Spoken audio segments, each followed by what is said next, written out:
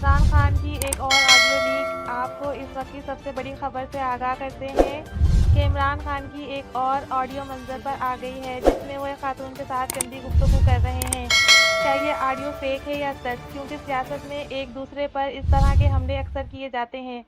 तहरीक इंसाफ की तरफ से इस ऑडियो रिकॉर्डिंग की सख्ती से तारीफ की गई है और कहा गया है कि इस ऑडियो का मकसद सिर्फ इमरान खान और इसकी पार्टी को बदनाम करना है।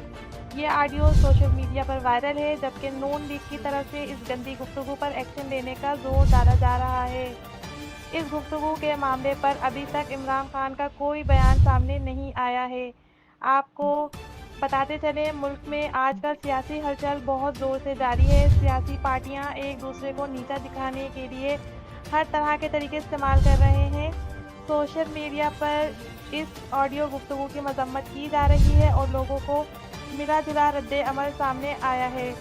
इस वक्त तमाम सोशल मीडिया प्लेटफॉर्म पर इस ऑडियो के मामले को खूब उछाला जा रहा है।